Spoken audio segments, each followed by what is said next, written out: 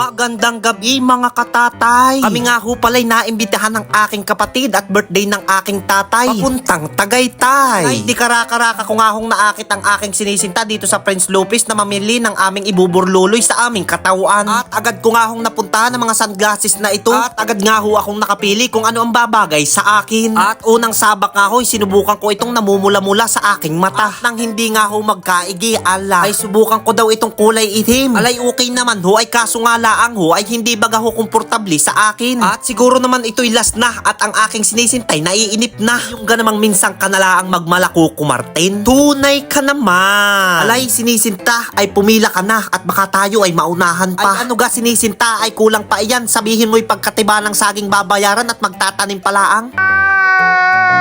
Ay siya at kami nga ho ay uuwi na at para bukas ay handang-handa na. A few moments later. Alay, pagpatak nga ho ng alas 7 ng umaga ay kami nga ho'y nakasakay na dito sa van at papuntang Lucena. Alay, kaya naman ho ganoon ay kami nga ho ay sasalin pa ng van papuntang Laguna. Alay, dun nga ho namin tatagpuin ang aking kapatid. Ang aking sinisinta ay sa bibig ay may busa na. Alay, sino hong relate dito ay kakabaho nga naman ho ng aircon dito sa van. At iyan nga naman ay nakakasuka na. Alay, nandito na nga ho kami sa Atimonan, Quezon kung saan nandito ang bitukang manok. Alay, ito nga ho ang bitukang manok ang pinagmamalaki ng mga taga Quezon Province. At asan pa kaya ang ibang parte ng laman loob ng manok na iyan at ito lang ang tukoy na tukoy. Okay ka lang?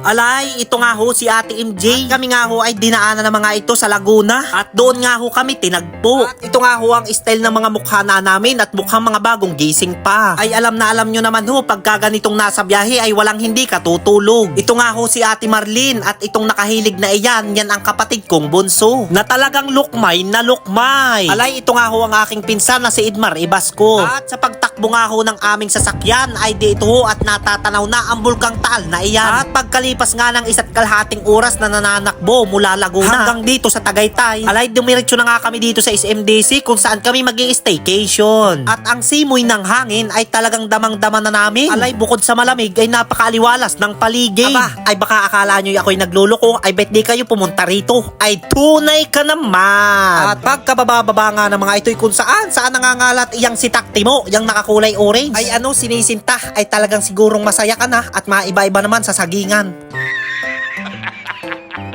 Ay talaga naman ang aking tatay ay sumunod din at hindi nagpahuli. Ay ano ga nga naman yung building na yaan at ano ga naman yung taas. Alay nang lumakas na nga ang hanging iyan ay bakit gaya anong simoy anong lamig. At karaka-raka na nga ako nakapag-jacket. Ay siya, aking balahibo ay tirik na. Ay tunay ka naman. Alay ano ga nga naman ang ako ay maiwan na dito sa labas ay di ako'y tinatawagan na. Ay tayka at tinatawag ko pa ang ating driver. Alay ito nga ang aming driver, ang pinsang kong binata, si LJ Asilo. Ang anak ng Teo Maka. Kaya naman pala kami pinagmamadali ay magpipicturan pa daw at baka may makawala. Alay nang kami nga'y papataas na sa aming tutuluyan. Ang elevator na ito'y napuno na at kami ay mag-aantay pa. Nang kami nga'y makasakay na nito ni Edmar Ibasco, kasama itong si Jampol at ang style nga ng mukha kong iyan ay nagpapaiba-iba at ang pagsakay nga dito sa elevator na ito kontador man ire, alay nakakalula at ang masama nito ay mali na nga ang aming nalabasan. Alay dito at kagulo na. Ako pa pag-iintindihin mo yung galing sa bundok, hindi ko mga alam yung mga... Anong number daw tayo? Ang gulo mo! Anong number? Ano?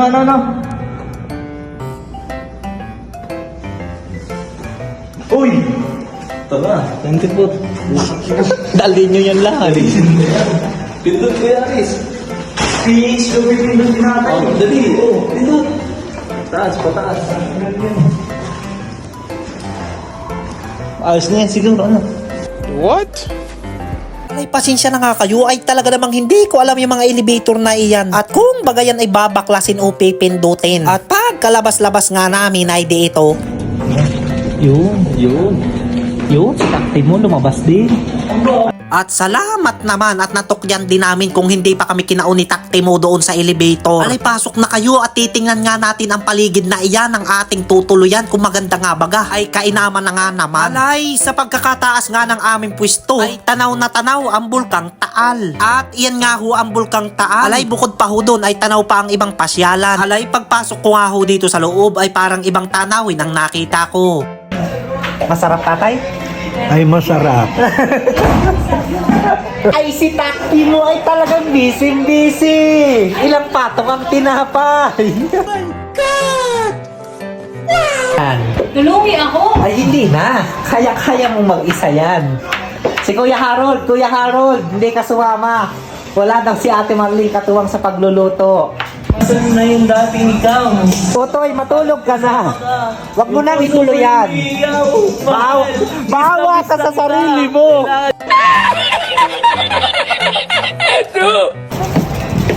Si LJ. Ate, yun ang lamig. Ay, pahigop naman sinisita. LJ, natulog ako sa LA. Dahil napil naman niya ang kanyang kape. Dahil sa labas ay malamig. Di iyan, yan sa labas nagkakape. At dito nga hoy, may matatanaw kayong may nagpapaputok na laang ng paroks. At habang nga kayo todo ang higop ng kape, mapapaisip kayo buti na lang at hindi sa inyo tumapat. No, God! Laisiya na ho, at kami ho ay magbubusyar naman. Si Takte ho ay ganda na ng upo. Ito naman si Idmar ay magsiswimming ay hindi na natuloy. Paano ga naman ay may naamoy. Tayin nyo na nga laang ho ang parto sa aming pamamasyal ay siya!